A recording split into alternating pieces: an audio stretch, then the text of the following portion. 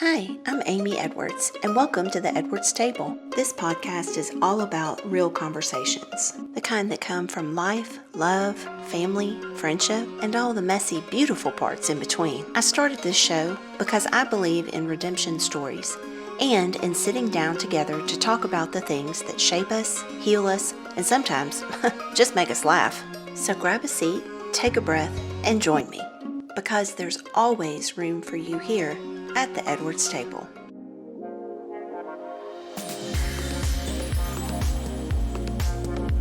Hey y'all, and welcome back to the Edwards Table. I'm super excited to have you. My name is Amy Edwards, and I am the host here. For those of you who have been on this journey with me, we've almost done a year together. I can't believe that. It'll be a year in July, which is coming up in a few weeks. For those of you new, welcome. You are not late to this table, y'all. I'm going to tell you what, because we've got a season 3 coming up, so don't you fret.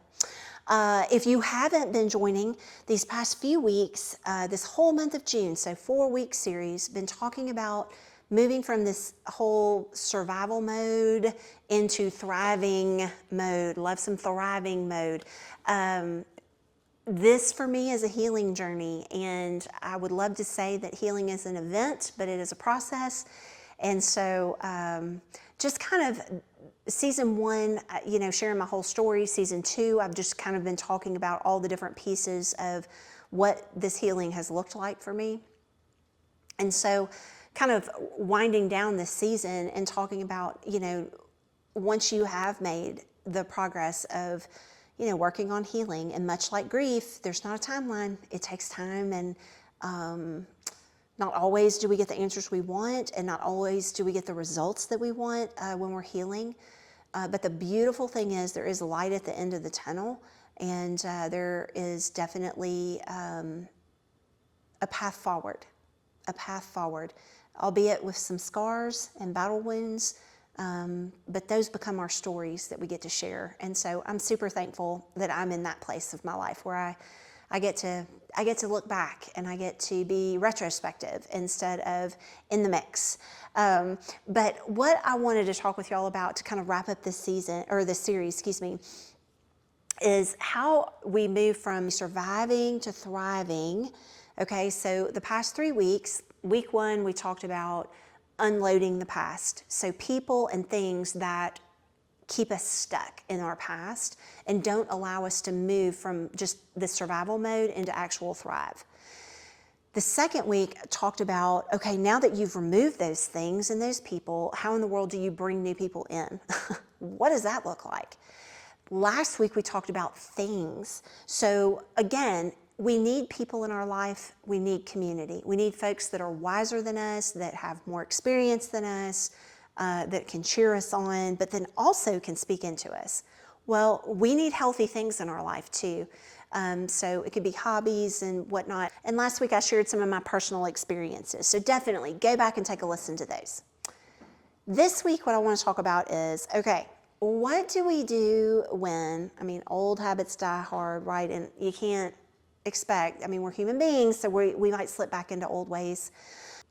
What do we do when maybe not necessarily the old things of our past, albeit it could be, but maybe we've allowed a person or a thing into our life that is maybe starting to tie us back to that past again. So how do we deal with that, right? So we're going to talk about that course correction, because it's always important to have, I don't know if you've been bowling, but you know how at bowling alleys in the lanes, they have the gutters on either side, so the ball, will go in it if you don't stay in your lane. But if you are not a good bowler, or you're bowling with children, you can have them put the bumper guards up so that your ball can't go in the alley and get a gutter ball. So we want some good bumper guards to know, like, as we're moving forward and we're in this thriving season where we're feeling good in our own skin, and we're joy-filled, and we're peaceful, and all these great things are going on in our life, not because our life is perfect, but because we have a spirit about us where we know, hey, I'm loving where I am, and I'm loving who I am. Still things can creep in. So how do we course correct? How do we put up some good bumpers and course correct?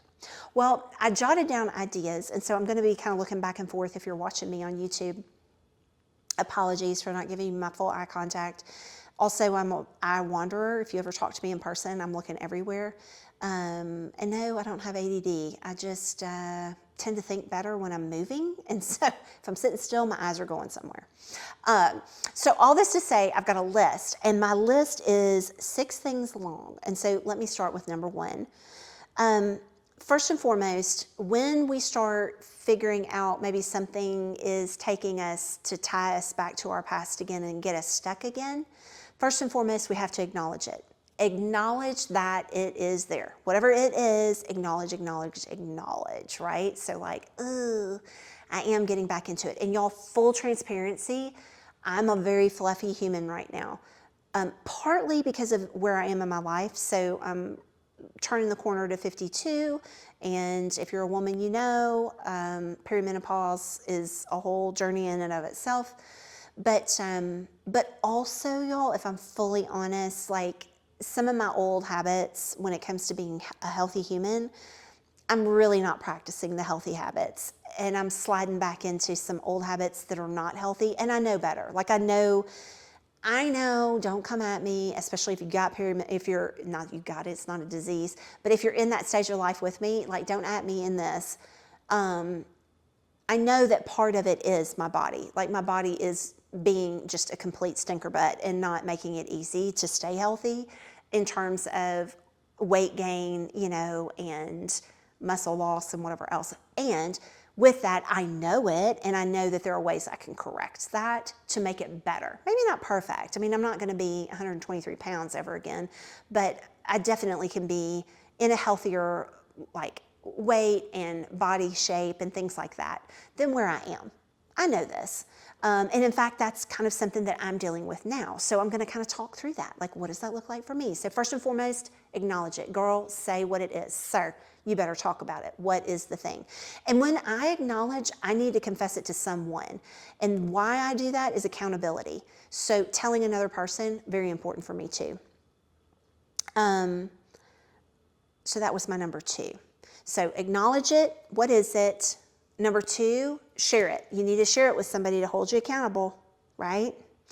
Not fun. That's like having to go to one of your parents. Like if you respect your parents, right? And you have to go to them and like tell them that you did something that will disappoint them. Ugh, worst feeling ever, like ever. I could say that to my kids.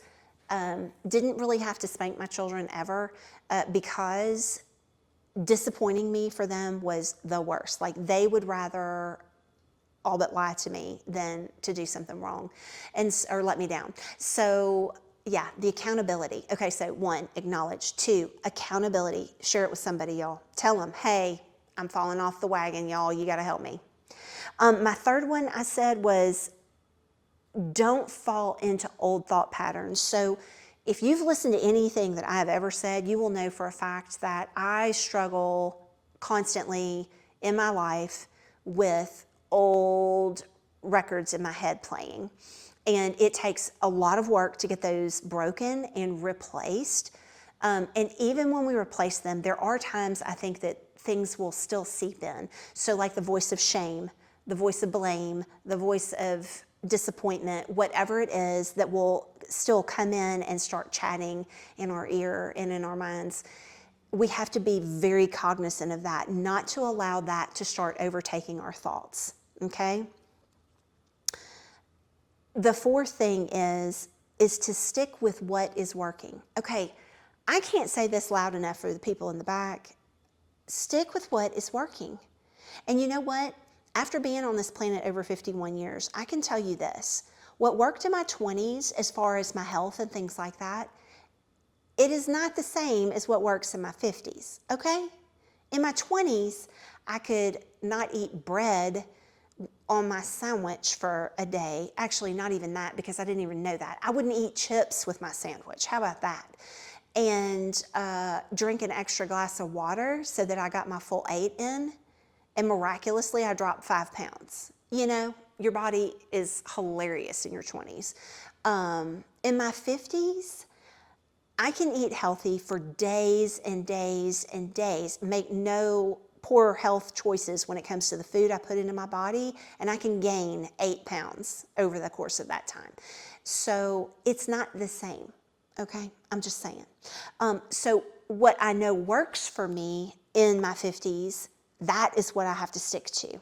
So for me, I found that when I was doing intermittent fasting, that worked for me. So that's what I need to stick to. Girl, do what works. Okay, so we've acknowledged, we have confessed it to someone, we shared it with someone. We have not fallen into old thought patterns, right, of shame and disgust and things like that. And then fourth is sticking to what is working, what we know works. That is silly not to. Why wouldn't we, right? And then the fifth one is grace. There is not enough grace in your whole being to be grace-filled for yourself. I was watching something the other day, and this girl said to her friend, she was like, don't talk to my friend so-and-so like that. And I was like, oh my gosh, why don't I say that to myself? Don't talk to my friend Amy like that. Why don't I treat myself like my own friends, like I treat my friends, right? Ding dong, hello Amy. But seriously, grace, we have to give ourselves grace. We are not going to be perfect. No matter how goal-oriented you are, and no matter how excellent you are at executing things, you are going to make mistakes. You're going to have hard days. You're going to have days where you want to quit. Maybe you do for a short stint, and you have to pick yourself back up and try again. Grace is what gets us to the next step. Grace is what forgives us in those hard times, and grace is what we are required to give to everyone, including ourselves, because Jesus died on the cross. So there. If you have to give it to everyone else, you have to give it to yourself. So grace, grace, grace, grace, grace. Another way to course correct, okay? And then finally, if we've tried these things, right, and we're still not getting back on track with where we need to be, there's probably an opportunity to make some adjustments. I will tell you this. Until I started into really getting into perimenopause the past couple of years, prior to that, I was an exceptionally driven human being. And when I say driven, I mean stay up through the night, work all day the next day, not take a break, sick or not, show up, bring my throat lozenges and hot tea with honey, and like continually push until I got whatever it was I needed done. As I have moved into my 50s, I know for a fact, one, that is asinine. That doesn't even make logical sense to do that to yourself, because then I'm down 3 days sick because I have run myself so ragged. And the quality of what I turned out, albeit good quality, was not excellent quality. And that's my standard. Like, I don't want perfection, I want excellence.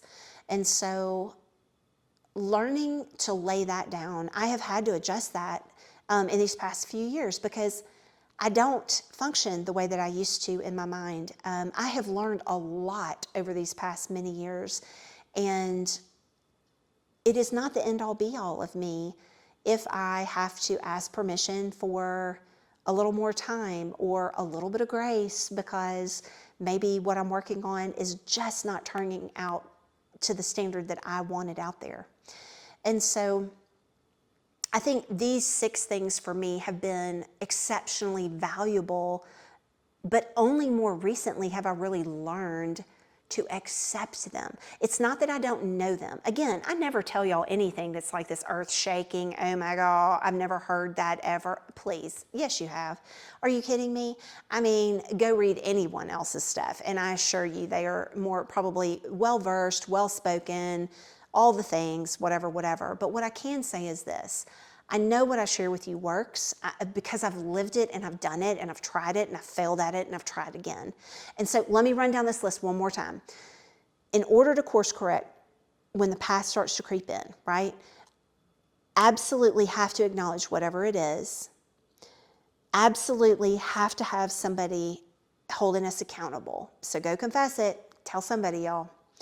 Absolutely do not fall back into old habits of what we allow our brains or our minds to tell us, like old tape recordings in our brains of like shame or disgust or blame, self-loathing, like any of that, shut it down. That is counterintuitive, not taking us where we need to go. Next is stick to what's working. Whether it used to work in the past or not, but it works now, use it. Use it. Look at what is working and lean into that. Grace. Next, grace, grace, grace, grace, grace. As much grace as you would give to anyone, you need to give to yourself, because that is what we're called to do. And then finally is adjust. If all these other things fail, still not getting you where you need to go and whatever else, make adjustments. Make adjustments so that you don't get stuck again. And let me just say, when you are trying to course correct, when things start to seep in and you can tell like your wheels were really nice and humming along, and then all of a sudden, something is making them bump a little bit, and then the bump starts to get really pronounced. Before it takes you completely off track, stop for a second. Figure out what is going on. Take time for yourself to actually figure out what is going on. Why am I starting to say these things about, like, one of my favorite things to say to myself, which is horrific, is how stupid I am. Like, ma'am, you're not stupid. You're educated. You are a mother and a wife and a woman, and you're 51, almost 52 years old, so you've got a lot of experience with a lot of different things. Like, where in that is the word stupid? It's not, right? Like those kinds of bells that start buzzing in your head, listen to them and take a minute, take a pause, and really evaluate, okay, well, why is everything starting to shake and feel out of control? Like things are getting ready to just really spin out of control. And I guarantee you, the quicker we are to acknowledge what's going on and take time to pause and evaluate it and then make the changes that we need to, the quicker we are back into the realm of thriving again. The faster we are to not be in that survival mode, right? And I do feel that that line we toe, we ebb and flow back and forth on that line across it, depending on what is going on in our lives and what comes next. And for some of us, our lives are super cush and super good. And for others of us, our lives feel like taking a breath is literally all the work that we can put in, because it is just that hard. And no matter where we are, y'all, I do hope, if there's anything you're learning from my story, it is the valuable piece of my faith.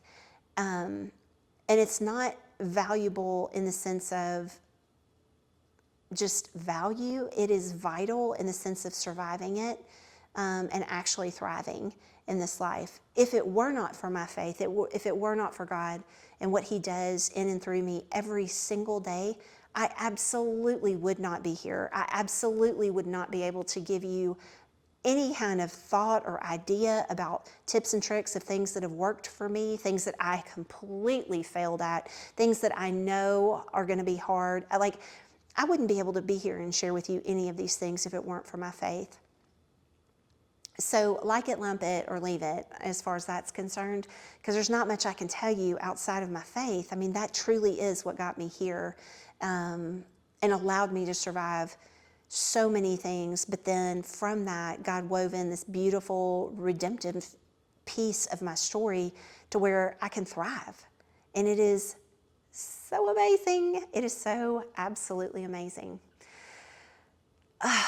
Y'all, this has been like, I don't want to say favorite. I hate saying favorites because like people are like, Amy, what's your favorite movie? Don't ask me that.